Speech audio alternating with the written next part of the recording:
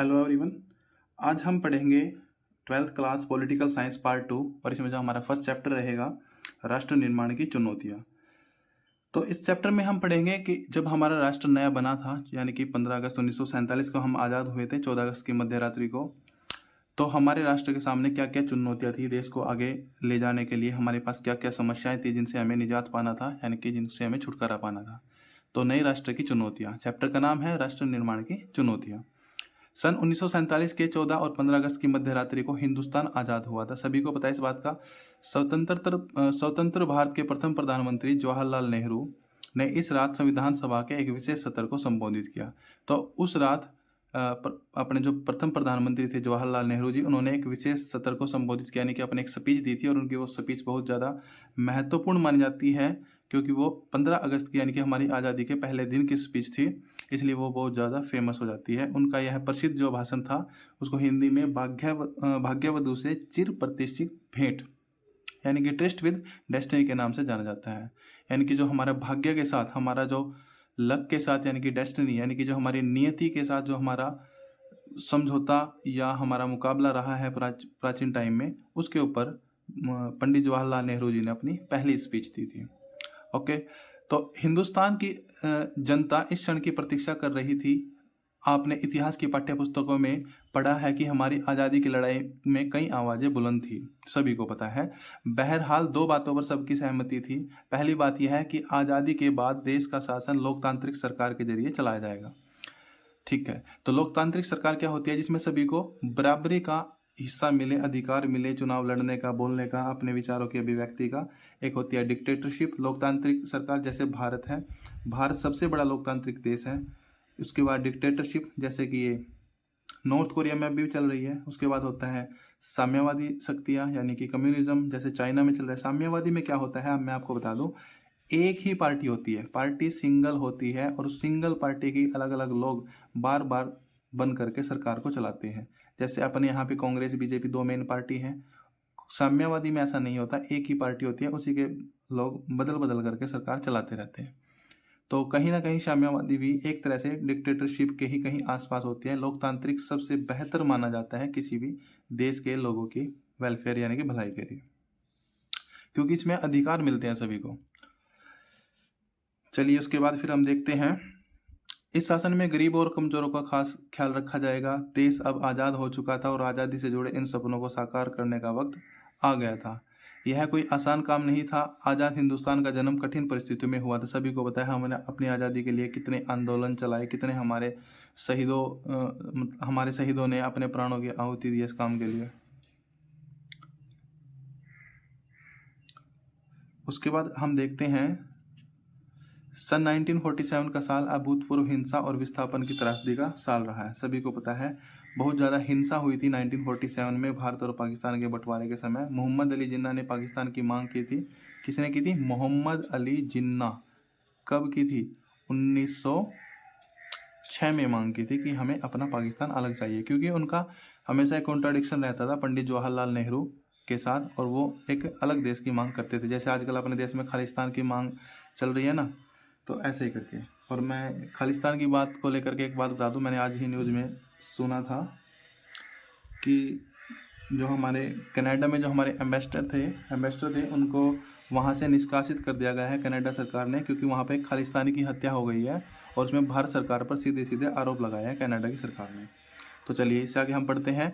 आज़ाद हिंदुस्तान को इन्हीं परिस्थितियों में अपने बहुविध लक्ष्यों को प्राप्त करने के लिए, यानी कि जो इतने बहुविध, यानी कि इतने सारे लक्ष्य थे, गरीबी को हटाना, सभी को बराबरी का हक दिलाना, ये सब करना, तो इसके लिए बहुत लंबी यात्रा शुरू करनी पड़ी। आज़ादी के उन उथल पुथल भरे दिनों में हमारे नेताओं का ध्यान इस बात से नहीं भटका कि यह नया राष्ट्र चुनौतियों की चपेट में है। यानी कि हमारे नेता इस चीज़ को लेकर के बिल्कुल सजग थे कि हमारे राष्ट्र के सामने नई नई चुनौतियाँ हैं।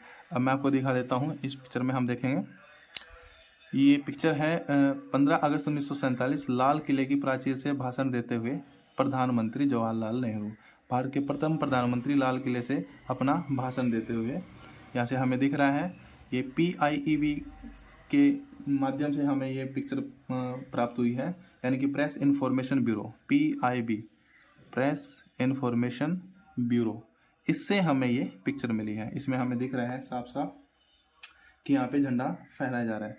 अब मैं तुम्हें एक चीज़ और बता दूँ यहाँ पे 15 अगस्त को यानी कि जब हमारा देश आज़ाद हुआ था, और एक होता है 26 जनवरी यानी कि जब हमारा संविधान लागू हुआ था, यानी कि हमारा कॉन्स्टिट्यूशन जो था वो इम्प्लीमेंट हुआ था।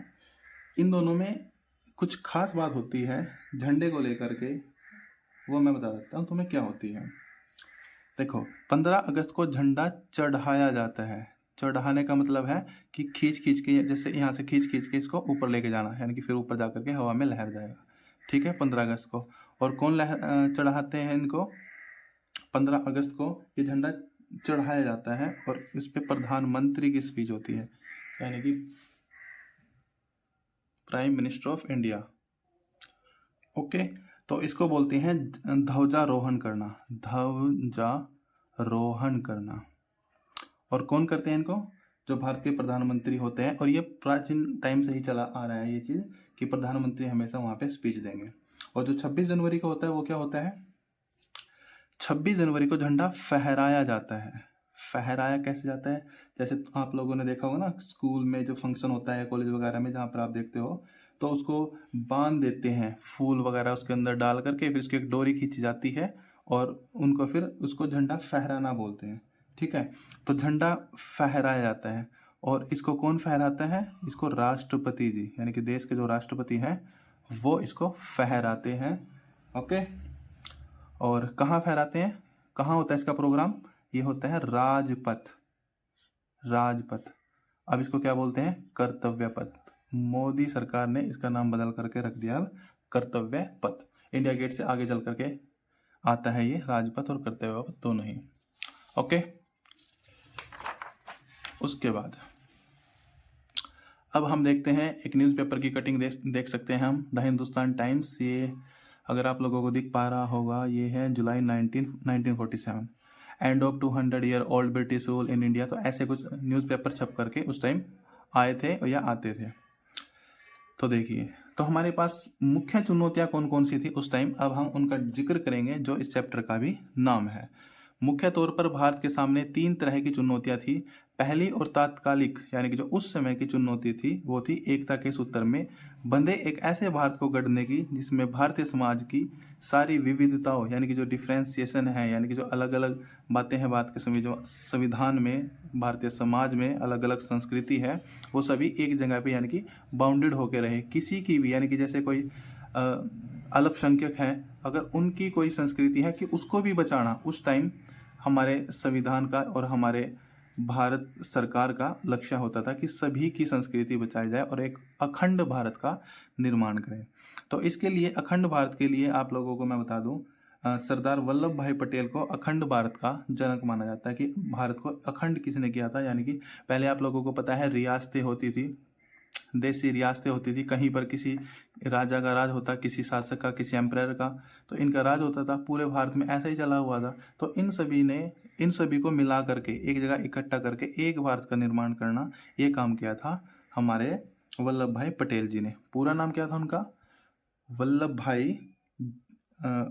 भाई झावेर भाई पटेल। याद रखना इस बात को, वल्लभ भाई झावेर भाई पटेल उनका पूरा नाम था। मैं इनके बारे में आप लोगों को थोड़ा बता देता हूँ। ये हमारे पहले गृह मंत्री रहे हैं। प्रधानमंत्री कौन रहे हैं? पंडित जवाहरलाल नेहरू। और गृह मंत्री कौन रहे हैं? हमारे वल्लभ भाई पटेल जी। ठीक है, उसके बाद इनके लिए, यानी कि इनको सम्मान देने के लिए गुजरात में इनकी एक स्टैचू बनाई गई है जिसको स्टैचू ऑफ यूनिटी बोला जाता है। क्या बोला जाता है? स्टैचू ऑफ यूनिटी बोला जाता है। और ये स्टैचू ऑफ यूनिटी, इसका जो इनॉग्रेशन किया था ये नरेंद्र मोदी जी ने ही किया था 31 अक्टूबर 2013 को। कब किया था? यहाँ लिख देता हूँ मैं, 31 अक्टूबर 2013 को इसका इनॉग्रेशन किया गया था।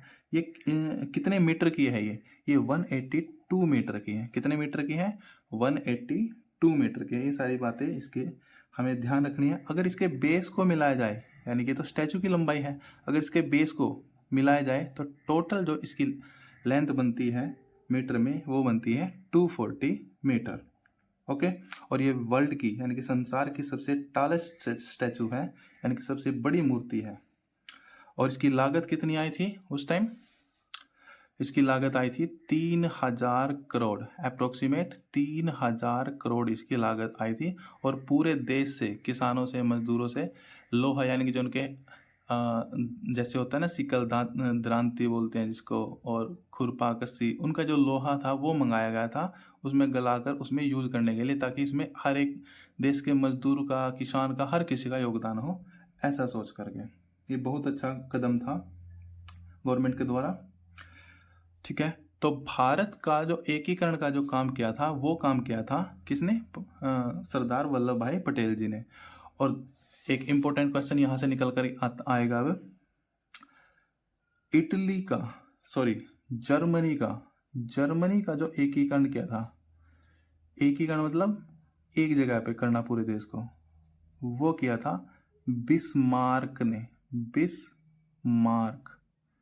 तो पहले जर्मनी का एकीकरण किया था बिस्मार्क ने, और भारत में ये काम किया था वल्लभ भाई पटेल ने। तो इसलिए वल्लभ भाई पटेल को भारत का बिस्मार्क कहा जाता है। क्वेश्चन आएगा कि भारत का बिस्मार्क किसे कहा जाता है, तो आप लोगों को बताना है सरदार वल्लभ भाई पटेल जी को।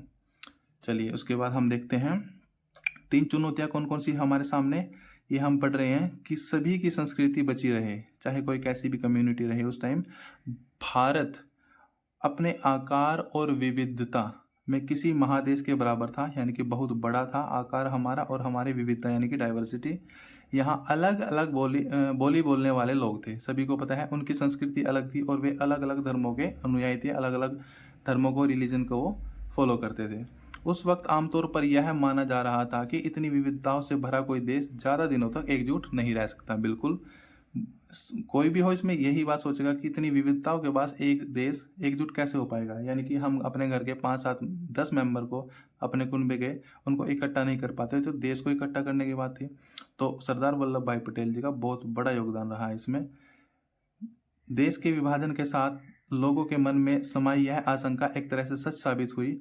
भारत के भविष्य को लेकर गंभीर सवाल खड़े थे। क्या भारत एक रह पाएगा? क्वेश्चन सभी के माइंड में था। क्या ऐसा करने के लिए भारत सिर्फ राष्ट्रीय एकता की बात पर सबसे ज़्यादा जोर देगा, बाकी उद्देश्यों को तिलांजलि दे देगा?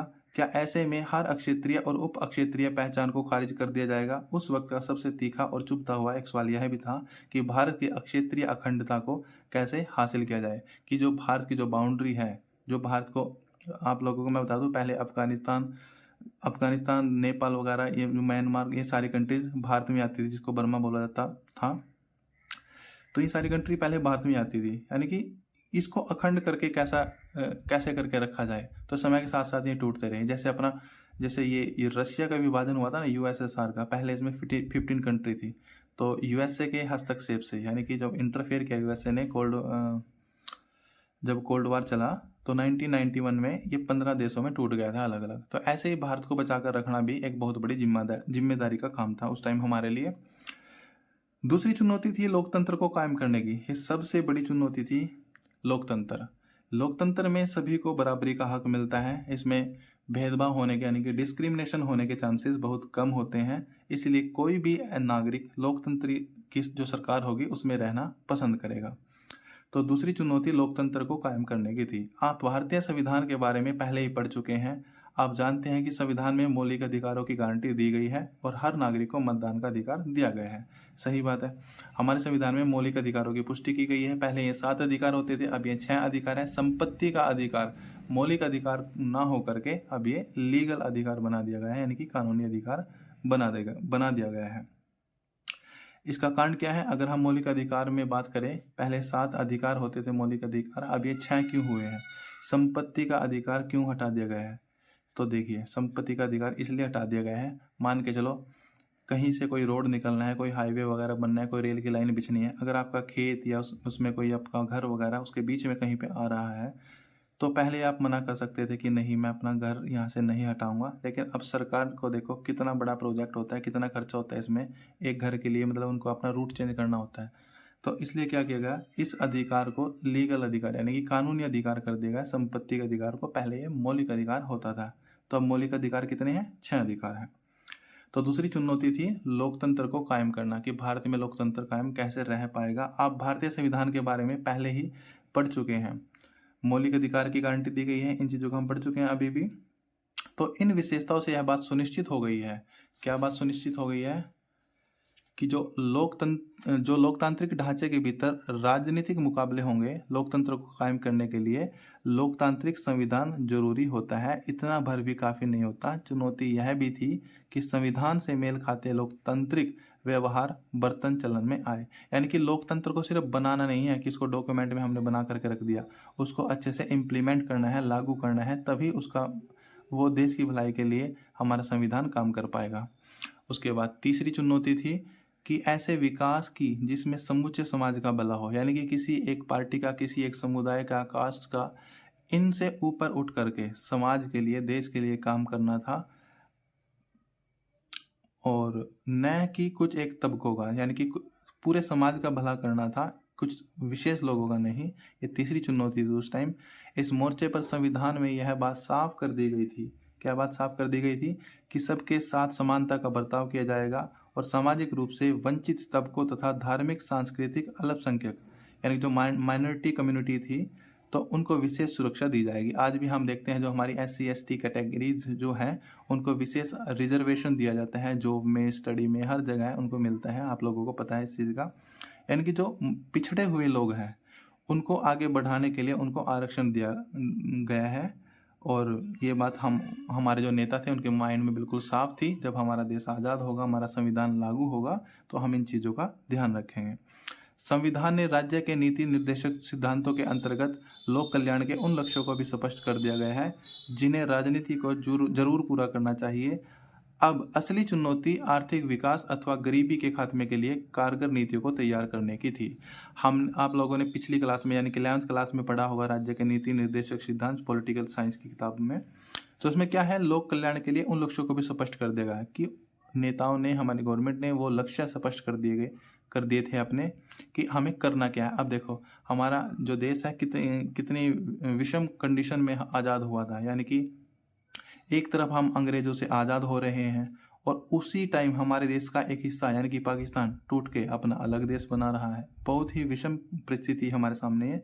और देखो आज हमारा देश कितनी आगे पहुंच गया है कि हम चंद्रयान जैसे मिशन को भी बहुत अच्छे से पूरा कर पाए हैं। कभी हम कॉलोनी होते थे, यानी कि ब्रिटिश की कॉलोनी होते थे, ब्रिटिश का हमारे ऊपर राज होता था, सभी को पता है इस बात का। लेकिन जो कारनामा वो नहीं कर पाए जो हमारे ऊपर राज कर रहे थे, यानी कि हम साउथ पोल पे पहुंच गए हैं मून के। ये बहुत बड़ी बात है कि एक जो हम कभी स्लेवरी रहे थे उनके, यानी कि दास रहे थे, तो हम इतने आगे पहुंच गए हैं। ये सिर्फ और सिर्फ मेहनत का, हमारे वैज्ञानिकों की मेहनत का, और हमारे देश की जो भलाई करने वाले, जो वेलफेयर को सोचने वाले हमारे नेता हैं, ये सब उनका कारनामा हम बोल सकते हैं। उसके बाद देखेंगे हम आज़ाद हिंदुस्तान ने इन चुनौतियों के आगे क्या रुख अपनाया। यानी कि ये 3 चुनौतियां थी, इनसे आगे क्या रुख अपनाया गया, ये अब हमें देखना था। संविधान में तय किए गए विभिन्न लक्ष्यों को हासिल करने की दिशा में कहाँ तक सफलता मिली, इस पूरी किताब में इन्हीं सवालों को खंगालने की कोशिश की गई है। मैं आपको बता दूं, जो अभी तक हमने ये पढ़ा है ये एक इंट्रोडक्शन टाइप है, यानी कि हम इस चैप्टर में क्या क्या आगे पढ़ेंगे, क्या क्या चुनौतियाँ थी, इनका समाधान, निराकरण कैसे किया गया, इस चीज़ को हम पढ़ेंगे। तो इस किताब में हम इनको कंगालने की कोशिश करेंगे। इस किताब में आज़ादी के बाद दौर की भारतीय राजनीति की कथा लिखी गई है, ताकि आप खुद इन जैसे बड़े सवालों के उत्तर अपने तलाश पाने के काबिल हो सके। शुरुआत के 3 अध्याय में हम यह जानने की कोशिश करेंगे कि ऊपर जिन 3 चुनौतियों का जिक्र किया गया है उनका आज़ादी के बाद शुरुआती सालों में कैसा सामना किया गया। यानी कि जब हम आज़ाद हुए थे और जो शुरुआती साल बहुत बड़ी चुनौती थी हमारे सामने ये, तो हमने उनका कैसे सामना किया, इस चीज़ को हम पढ़ेंगे। ठीक है, तो अगर उसके बाद हम देखते हैं आज़ादी के तुरंत बाद राष्ट्र निर्माण की चुनौतियां सबसे प्रमुख थी। यानी कि राष्ट्र का निर्माण कैसे किया जाए, यूनिटी, लोकतंत्र, सभी को बराबरी का अधिकार कैसे किया जाए। पहले अध्याय में हम इस चुनौती पर ध्यान केंद्रित करेंगे। शुरुआत में उन घटनाओं की चर्चा की जाएगी जिन्होंने आज़ादी को एक संदर्भ प्रदान किया है। इससे हमें यह समझने में मदद मिलेगी कि आज़ादी के समय राष्ट्रीय एकता और सुरक्षा का सवाल सबसे प्रमुख चुनौती के रूप में क्यों उभरा। किसी भी राष्ट्र के लिए सबसे अहम चीज़ होती है उसकी एकता, यानी कि उसकी यूनिटी, और उसकी सुरक्षा सबसे ज़्यादा ज़रूरी चीज़ होती है किसी भी राष्ट्र के लिए। तो यही सवाल हमारे मन में उस टाइम भी थे कि हम इनसे कैसे उभर पाएंगे, यानी कि इनके ऊपर हम कैसे अपना काबू पाएंगे, यह सबसे बड़ी समस्या हमारे सामने थी। तो इसके बाद हम देखेंगे कि जो भारत ने एक राष्ट्र के रूप में अपने को किस तरह एक साझे इतिहास तथा साझी नियति मीन्स लक, भाग्य के फलक पर गढ़ा, यानी कि भारत का इतिहास क्या रहा, उसका भाग्य का क्या रहा, कैसे उसने अपने भाग्य को यानी कि अपनी जो लक था उसको सुधार करके आज इस मुकाम पर आके खड़ा हुआ है कि जो बहुत विकसित देश हैं उनको हम चुनौती देने के लायक हो चुके हैं। अगले 2 अध्यायों में हम लोकतंत्र कायम करने और बराबरी तथा इंसाफ आधारित आर्थिक विकास हासिल करने की चुनौतियों पर भी विचार करेंगे। एक इंट्रोडक्शन है, साइड में देखिए। मेरे मन में हमेशा है कि इच्छा रही है कि टाइम मशीन मिल जाए तो मैं थोड़ा पीछे लौटूं और 15 अगस्त 1947 के जश्न में शिरकत करूं, लेकिन यहाँ तो मामला कुछ अलग ही नज़र आ रहा है। देखिए, सभी के मन में कभी ना कभी आपके मन में भी यह बात आई होगी कि जब हमारा देश आज़ाद हुआ यानी कि 15 अगस्त को, तो उस टाइम क्या माहौल था, देश कितना खुश होगा, ठीक है। लेकिन उस टाइम सारी खुशी ही खुशी नहीं थी, उस टाइम गम भी बहुत था, क्योंकि एक तरफ पाकिस्तान एक अलग हो गया था, यानी कि हमारे देश से टूट करके वो अलग हो गया था, मोहम्मद अली जिन्ना ने उनकी मांग की थी। तो एक तरफ कहीं ना कहीं गम भी था, क्योंकि जो भारत में रहने वाले रिलेटिव हैं वो अपने पाकिस्तान में जो रिलेटिव चले गए हैं उनसे कहीं ना कहीं बिछड़ गए थे। तो ये एक समस्या की बात थी। खुश होने की इसमें बहुत कम बात थी कि हम आज़ाद हो गए, चलो अंग्रेज़ों से हमारा पीछा छूटा था, लेकिन उसके साथ हमें एक बहुत बड़ी विभत्सना का भी सामना करना पड़ा था। उसके बाद अगर हम नीचे डाक टिकट्स को देखेंगे, Republic of India, Republic of India, Republic of India, inauguration हुआ था 26 जनवरी 1950, सेम डेट में सभी का। यहाँ क्या दिखाया गया है, यहाँ प्रदर्शित 3 डाक टिकटों को प्रथम गणतंत्र यानी कि 26 जनवरी 1950 के अवसर पर जारी किया गया था। ये 3 डाक टिकट आपको पता होगा ना, जैसे हमें कहीं पर कोई अपनी पोस्ट पहुँचानी होती है, ये लिफाफा बना दिया, हमने इस पर लिख दिया अपना एड्रेस, लिख दिया जहाँ भेजना उसका एड्रेस लिख दिया, और यहाँ पे ये टिकट लेकर के, जैसे स्पीड पोस्ट है, जैसे हमें स्पीड पोस्ट करना है या नॉर्मली पोस्ट करना है तो उसमें यहाँ टिकट लगा करके हम इसको डाल देते थे, ठीक है, तो आगे पहुँच जाती थी। तो ये 3 टिकट जारी हुई थी 26 जनवरी 1950 को। तो इन टिकटों पर छपे चित्र से आपको नए गणतंत्र के सामने खड़ी किन चुनौतियों के बारे में जानकारी मिलती है। तो इनसे आप क्या चीज़ समझ पा रहे हो? अगर आपको 1950 में इन डाक टिकटों का डिज़ाइन तैयार करने के लिए कहा जाता तो आप इनका डिज़ाइन कैसे तैयार करते? जैसे इसमें एक तरफ चरखा दिखाया गया है, एक तरफ गेहूं की बाली दिखाई गई है, किसान का हल दिखाया गया है।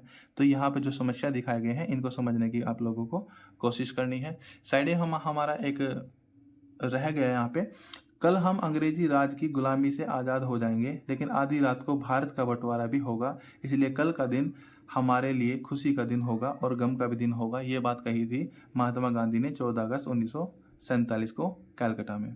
देखिए, जो यहाँ पर ये कटिंग है और ये है, ये एक दूसरे की कॉम्प्लीमेंट्री है, एक दूसरे को पूरी करने वाली है।